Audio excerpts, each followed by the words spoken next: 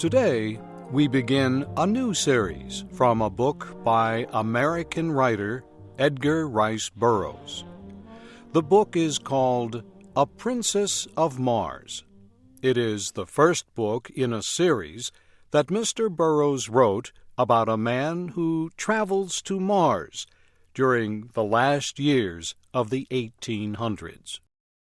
There, the man meets strange beings and sees strange sights. At first, he is a captive, then a warrior, and after many battles, a prince of a royal family. Shep O'Neal begins the story of A Princess of Mars.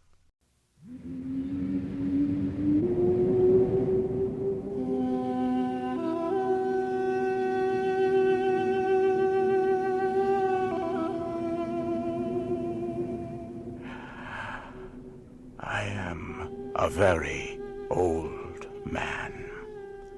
How old, I do not know. It is possible I am 100, maybe more. I cannot tell, because I have never aged as other men do. So far as I can remember, I have always been a man of about 30. I appear today as I did 40 years ago, yet I feel that I cannot go on living forever. Someday, I will die the real death from which there is no escape.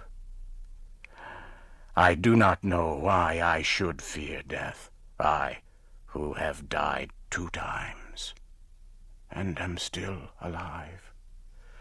I have never told this story. I know the human mind will not believe what it cannot understand. I cannot explain what happened to me.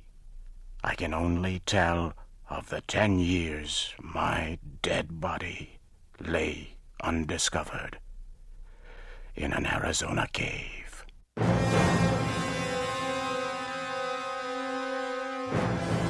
My name is John Carter.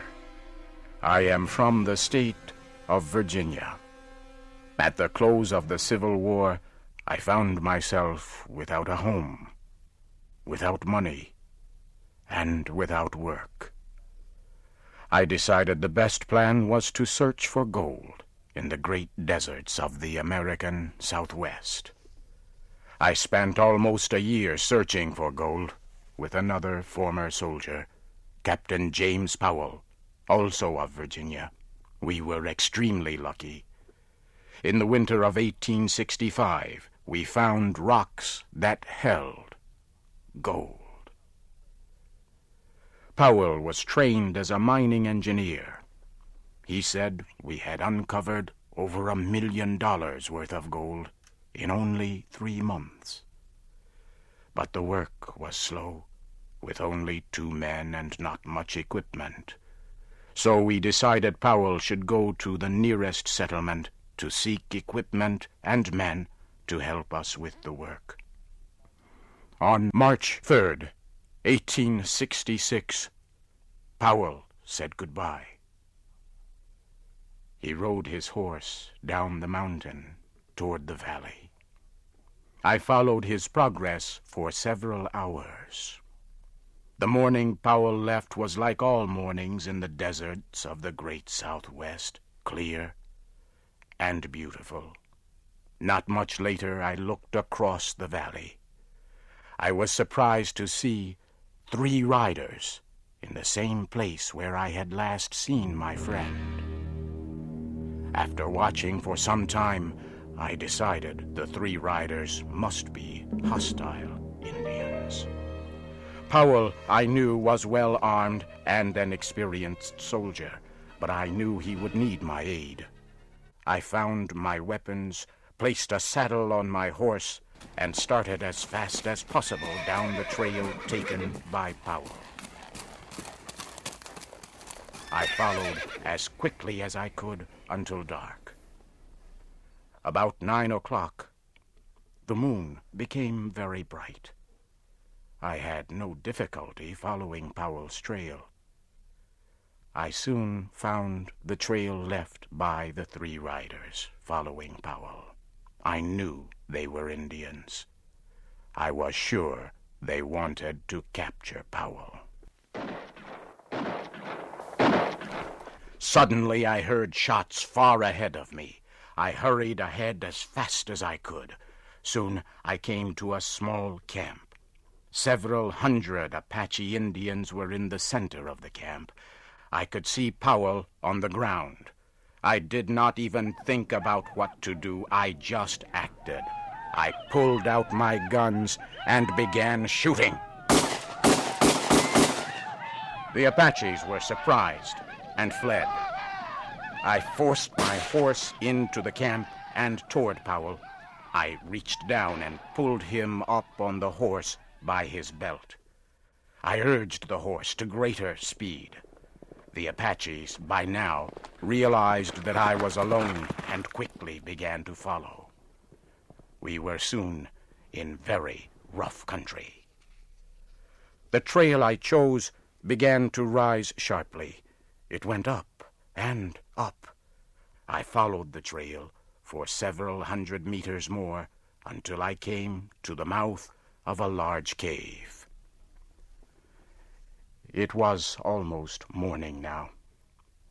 I got off my horse and laid Powell on the ground. I tried to give him water, but it was no use. Powell was dead. I laid his body down and continued to the cave. I began to explore the cave. I was looking for a safe place to defend myself, or perhaps for a way out, but I became very sleepy. It was a pleasant feeling. My body became extremely heavy. I had trouble moving. Soon I had to lay down against the side of the cave. For some reason, I could not move my arms or legs. I lay facing the opening of the cave. I could see part of the trail that had led me here. And now I could see the Apaches. They had found me, but I could do nothing. Within a minute, one of them came into the cave.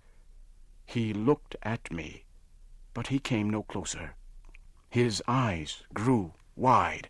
His mouth opened. He had a look of terror on his face.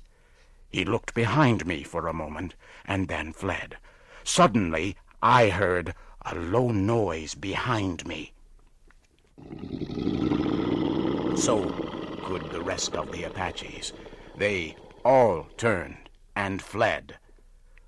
The sound became louder, but still I could not move.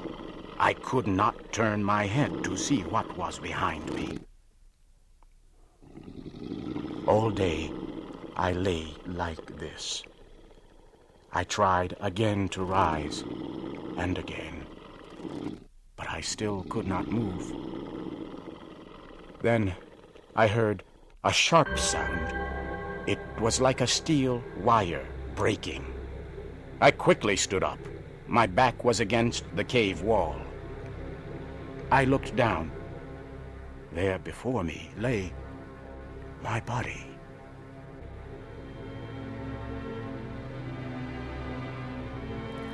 For a few moments, I stood looking at my body. I could not bring myself to touch it. I was very frightened. The sounds of the cave and the sight of my body forced me away. I slowly backed to the opening of the cave. I turned to look at the Arizona night. I could see 1,000 stars. As I stood there, I turned my eyes to a large red star. I could not stop looking at it. It was Mars, the red planet, the red god of war. It seemed to pull me near. Then, For a moment, I closed my eyes. There was an instant of extreme cold and total darkness. Suddenly, I was in deep, dreamless, peaceful sleep.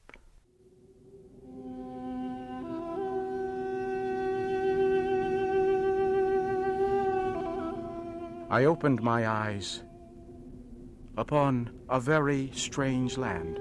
I immediately knew then I was on Mars. Not once did I question this fact.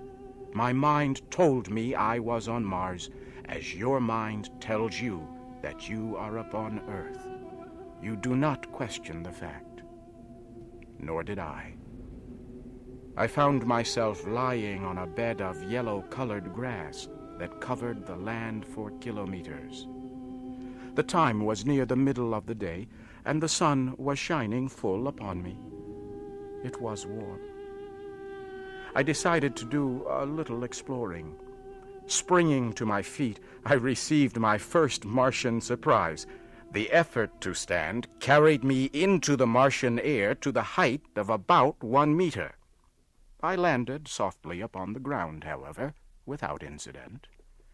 I found that I must learn to walk all over again.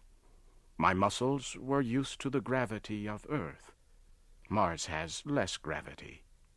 My attempts to walk resulted in jumps and hops, which took me into the air. I once landed on my face.